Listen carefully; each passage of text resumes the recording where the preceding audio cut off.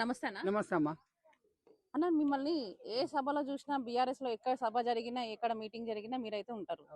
ఎందుకన్నా అసలుకి బీఆర్ఎస్ అంటే ఇష్టమా లేకపోతే ఎందుకు కేసీఆర్ సార్ అంటే అభిమానమ్మా అమ్మ. తెలంగాణ తెస్తా అన్నాడు. 69 నుంచి ఎవరు లేదమ్మా. కేసీఆర్ సార్ తెచ్చిండు. 69 నుంచి కొట్లాడిన నాయకులు వాళ్ళు కేసీఆర్ సార్ దేనికి లొంగలేదు. నా ప్రాణం పోయినా సరే అన్నాడు. తెలంగాణ తెచ్చిండు.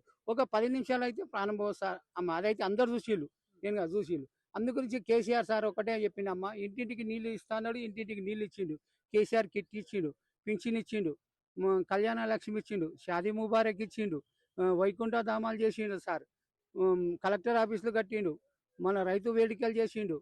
కేసీఆర్ ఇది వైకుంఠ ధామాలు కట్టించిండు సార్.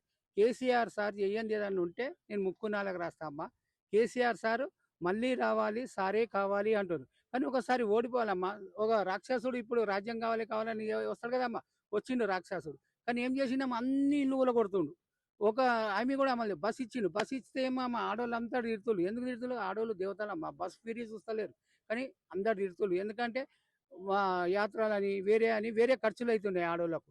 కానీ ఇక వాళ్ళు ఆలోచిస్తలేరు. అందుగురించి మాకు బస్ వద్దు ఇట్లా పెట్టిన ఈ కేటీఆర్ ఈయనను రేవంత్ రెడ్డిని తిట్టనోళ్ళు లేరమ్మా. చిన్న పిల్లగాని కానించారు, ముసలోళ్ళు కానించారు తిడుతులు.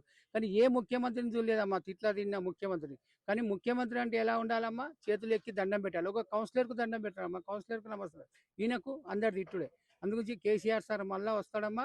రత్నం ఇప్పుడు రత్నం వస్తుండు. రత్నం ఏ వాళ్ళ దగ్గర ఉండాలి? దేవుని దగ్గర ఉండాలి. ఆ రత్నం దేవుని దగ్గర ఉండడానికి వస్తుండు. నీ సేవ చేస్తా, ప్రజల సేవ చేయాలంటే మళ్ళీ కేసీఆర్ సారే రావాలని రత్నం సార్ వస్తుంది. జీవన్ రెడ్డి గారు ఇప్పుడు బీఆర్ఎస్ లోకి వస్తున్నారు కదా, మరి ఎట్లా అనిపిస్తుంది మరి మీకు? చాలా సంతోషంగా ఉందమ్మా. అంతా ఇప్పుడు జగిత్యాల చూసాం. జగిత్యాల అంటే జయం అనమాట.